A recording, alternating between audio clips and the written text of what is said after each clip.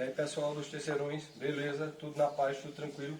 Observa só, a aulinha de hoje, só lembrando, a gente falou de Dutra, falou de Getúlio, falou da morte de Getúlio Vargas, e hoje nós vamos falar um pouquinho, falamos de JK, Construção de Brasília, Política Nacional Desenvolvimentista, né, toda a situação que ocorreu no Brasil, e hoje nós vamos falar de um dos personagens mais emblemáticos, mais interessantes da cultura brasileira, né, que foi o Jânio da Silva Quadros, o Jânio Quadros, o chamado caçador de Marajás, né? Aí você disse, mas Collor dizia isso, o Jânio também. Varreria a corrupção do Brasil, e aí ele teve um mandato relâmpago, o mandato dele começa no dia 31 de janeiro de 61 e acaba em 25 de agosto de 1961, quer dizer, do mesmo ano. Um mandato aí em torno de 6 meses e pouquinho, né? E você já tem um Jânio saindo do poder, né? Então, quem foi esse personagem? Bem, para ter uma ideia, o Jânio foi aquele cara que se dizia apolítico. Um discurso contrário à política, contrário à corrupção, né? O que fez com que o brasileiro votasse nele. Semelhantemente ao que está acontecendo hoje em dia, né? Então a turma, claro, o Jânio não era tão tolo nos discursos, não era tão estúpido com pessoas, mas era uma figura também extremamente exótica, vocês vão ver no decorrer da aula, gente, certo? Ele nasceu em Campo Grande, Mato Grosso do Sul, e essa figura acaba tomando conta aqui do poder. Aqui o jingle da campanha. Talvez vocês não conheçam, o jingle é o que nós chamamos de música de campanha política, né? Agora vocês sabem, né? Vocês conhecem muitas músicas de campanha política municipal. Mas aqui especificamente é a música da campanha do Jânio, quando ele diz varre, varre, vassourinha, varre, varre a bandalheira, que o povo já está cansado de sofrer dessa maneira. Jânio Quadros é a esperança desse povo abandonado. E também se dizia homem do tostão contra 1 milhão. Aqui você pega as mulheres, as donas de casa, com vassouras pequeninas, símbolos da campanha, que era para varrer a corrupção, a bandalheira que tinha se instaurado no Brasil durante o período nacional desenvolvimentista, começa em 55 vai até 1960, da época de JK, né? Que houve vários escândalos de corrupção, envolvendo, eu não diria diretamente o governo, mas o externo do governo de JK. Então, olha só. Aqui você tem o Jânio, e aqui o que ele fez durante o governo dele. Então, o Jânio vai ser eleito com enxurrada de votos, da grande maioria. Lembrando que naquela época, gente, não havia segundo turno. Então você ganhava com maioria simples, mas o Jânio extrapolou, teve mais de 50% dos votos, enfim, ganhou bem a campanha política de 1960 para 61. Criou uma nova política internacional, a política externa independente, que ele chamava de PEI, política externa independente, né? Lembrando que nós estamos vivendo ainda aquela época da Guerra Fria, o mundo nas suas dicotomias, gente. Então estava vivendo a época da União Soviética, o RSS, União das Repúblicas Socialistas Soviéticas, e do outro lado os Estados Unidos, né? Capitalista, um mundo capitalista contra um mundo comunista, um comunismo bem diferente do papel, né, nas suas diversas faces, mas era chamado comunista.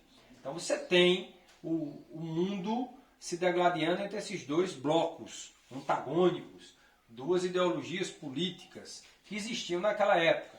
Lembrando, gente, só para a gente lembrar, hoje não existe mais. Isso é uma ideia que surgiu aí nos últimos tempos de youtuber, tá? Não há nada na academia que comprove isso. São pouquíssimos os escritores, praticamente nenhum, que falem que hoje nós estamos vivendo comunismo econômico, social, cultural. Isso é ridículo, né? Na verdade, um lado progressista e um lado ultraconservador, às vezes até um lado que eu não chamo de conservador, eu chamo de lado demente em relação a determinadas coisas. Então, olha só, o Jânio e aqui o governo dele defendeu uma política de autodeterminação, né, dos povos, condenando as intervenções estrangeiras, condenou o episódio da Baía dos Porcos, que é uma coisa que vai desagradar muito ao UDN, que era ligada ao setor da Escola Superior de Guerra, ligada aos Estados Unidos diretamente, junto a Carlos Lacerda, né? Então ele condena o que foi esse episódio da invasão da Baía dos Porcos. É quando os Estados Unidos, em 1958, tem a Revolução Cubana, a ascensão de Che Guevara, Fidel, que chegou ao poder, os revolucionários de Serra Maestra, e o que é que vai acontecer? os Estados Unidos, em contrapartida, cria um grupo guerrilheiro de ex-cubanos para invadir a chamada Baía dos Porcos. Lembrando que você é mais distante aqui do nosso município Venturosa para o Recife do que os Estados Unidos para Cuba. Os Estados Unidos para Cuba, coisa de 120 quilômetros, imagina, é o quintal da casa dos Estados Unidos. Então tem um inimigo no quintal, eles não quiseram. Até hoje não engoliram isso. Né? Então eles tentaram invadir, por meio da Baía dos Porcos, Cuba. Não deu muito certo. Né? Então ele acabou sendo contrário à invasão. Na época isso complicava. Criou as primeiras reservas indígenas. É uma coisa muito interessante de Jânio, que ele cria reservas indígenas. O Parque Nacional do Xingu, que hoje infelizmente está sendo degradado por essa política doida, né? Parques ecológicos nacionais. Então o Jânio ele faz um governo de uma linha bem interessante, que você pode dizer, ele é progressista, né? Acabou com subsídios ao câmbio, que beneficiou determinados grupos econômicos importadores, às custas do erário público, aí já vem o Jânio, que é um problema, né?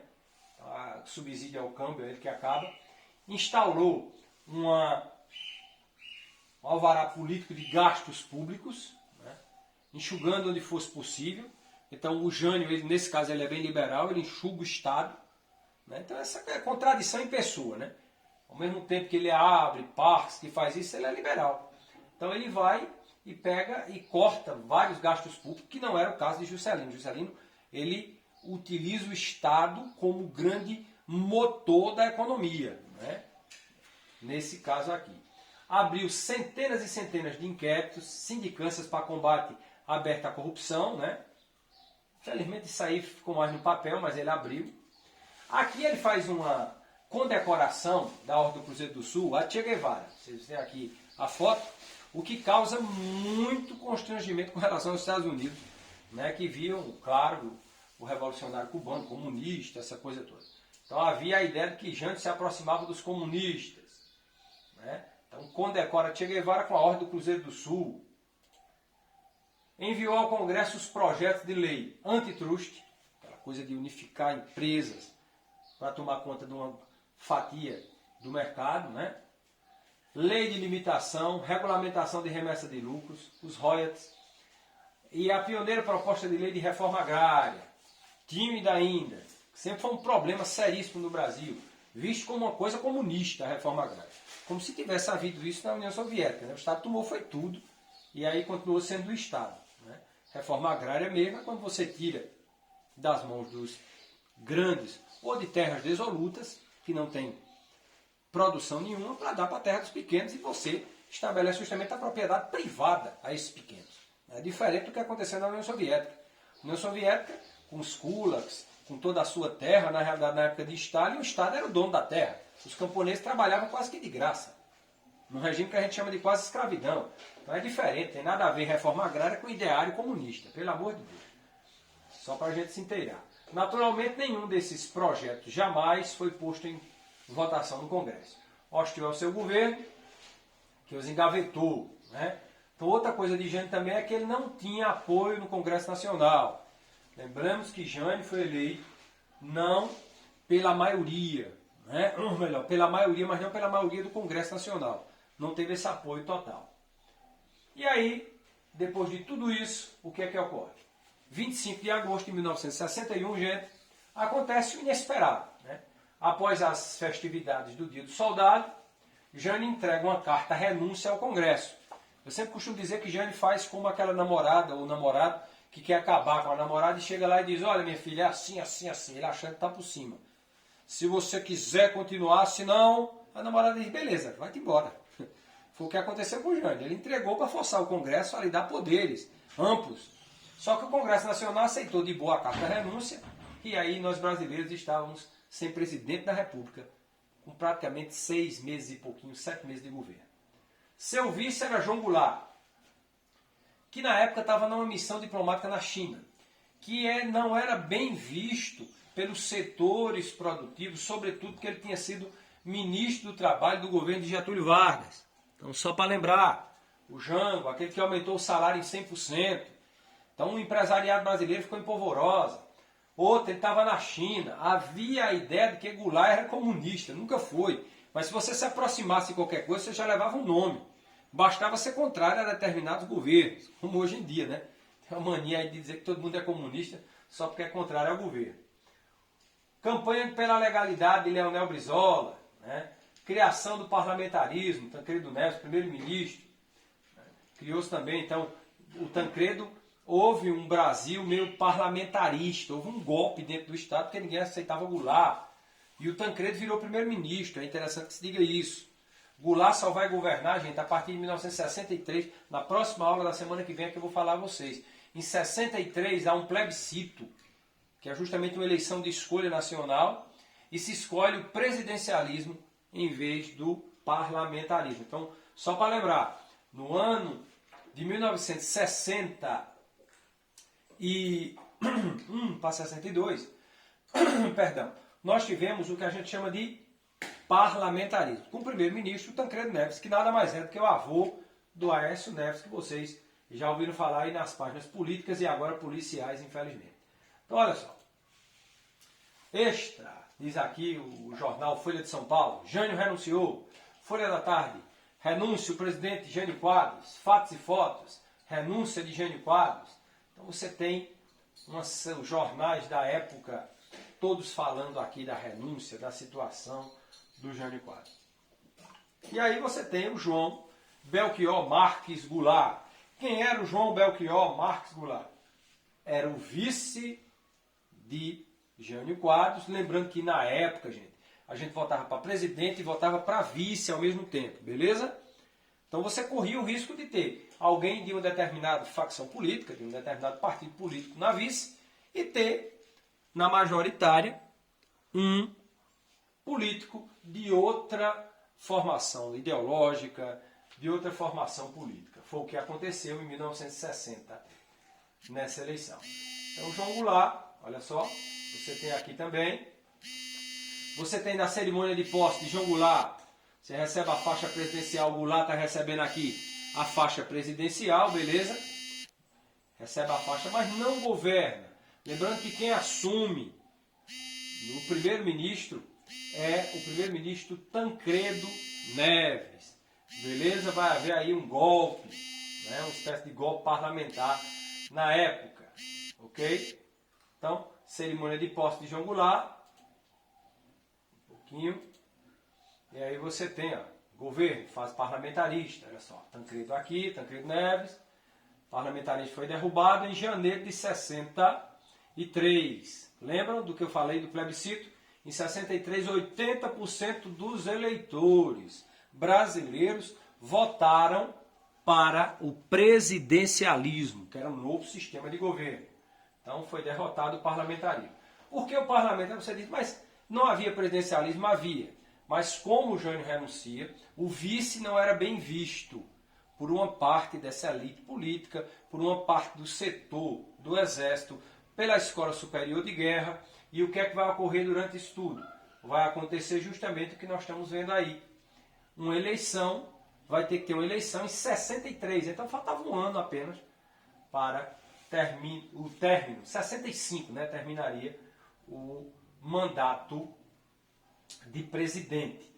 O que não aconteceu porque em março de 64 nós tivemos a ditadura militar. E foi ditadura de verdade, tá, gente? Sem exageros aí, pelo amor de Deus, não vão se informar pelo YouTube não. A não ser se informar por YouTube nas aulas da gente. Ou aulas de professores de história mesmo. Sejam formados em história. Não é qualquer um que vai falar de história, gente. Pelo amor de Deus, tá? Então o cara tem que ser formado para lançar teses. Não vão embarcar na onda não. Isso não existe, tá? O cara for professor, beleza. Tá lá, tem, ligado. E é até porque agora historiador, graças a Deus, virou profissão. Então não é qualquer um que é historiador, beleza? Só para vocês terem um certo cuidado em relação ao YouTube. Conquistas trabalhistas. Confederação Nacional Trabalhadores da Indústria convocaram uma greve. Né? Foi um movimento que conquistou o 13º salário para os trabalhadores urbanos. O Congresso exige uma reforma agrária, aquele tipo de reforma agrária mesmo. Havia ali as famosas Ligas Camponesas de Francisco Julião. O governador aqui de Pernambuco, o saudoso Miguel Arraes, na época também, fez uma tímida reforma agrária, tentou fazer, mas isso não foi muito aceito, ou bem aceito. Aqui tem o Francisco Julião, que era um advogado da época, de terno escuro, um Zezé Galileia, um dos líderes do movimento, né? E haja terra aí para o pessoal. Só que aí não vai ser bem visto, como eu disse a vocês, vai haver uma série de problemas justamente nessa época, tá? Então você tem aqui, ó, plano trienal, procura estreitar as alianças com o movimento sindical, e nós vamos na próxima aula falar um pouquinho do João Goulart, falar o restante do governo dele e o fim com a ditadura militar, beleza? Então, só para recapitular a aulinha de hoje, a gente falou de quem? Jânio Quadros. Teve um mandato muito rápido, que foi uma das figuras mais controversas da história republicana brasileira, democrática, não é? Uma das figuras que ao mesmo tempo teve uma política internacional independente, condecora o Che Guevara, cria as reservas ambientais, mas ao mesmo tempo o Jânio, para você ter uma ideia, ele proíbe o uso de biquíni em Copacabana. Está proibido o uso de biquíni. E nos desfiles de Miss também. Tem que ser de maiô, né? É o Jânio também que vai proibir os jogos de azar. Veja que coisa, né? Nada mais autoritário, conservador para a época. E é o Jânio também que vai proibir as brigas, as rinhas de galo, né? Certamente um negócio muito favorável para as galinhas. Para o eleitor brasileiro, né, que tem os seus maridos em casa. Para o eleitor brasileiro, para nós brasileiros, não teve mudança significativa nenhuma acabar com as rinhas de galo, né? Apesar de eu achar que é um esporte violento, essa coisa toda. Mas, na época, qual era a serventia de você criar essas leis? Né? Cassinos, essa coisa toda, proibir biquínis, quer dizer, coisas tolas que o Jânio fez, beleza? Aí vem a renúncia dele e a ascensão de João Goulart, que a gente vai falar na próxima aula, introduzimos um pouquinho hoje, na próxima semana a gente fala. Assista a minha aula no canal do YouTube. Printem essa aula. Vai ter atividade daqui a pouco. Vocês fazem a atividade, me entregam até domingo pela manhã, certo? E se Deus quiser, acredito eu que talvez nos próximos meses estão querendo voltar, não sei. Mas só poucas pessoas, né? Mas não tem nada certo ainda. Nós vamos ver aí se estica lá para o mês de outubro ou final de setembro. A gente não sabe nada. Depende muito do andamento dessa doença. Tranquilo? Mas fiquem em casa, fiquem na paz. Saúde a todos. Abraço, cheirão aí em cada um. Saúde!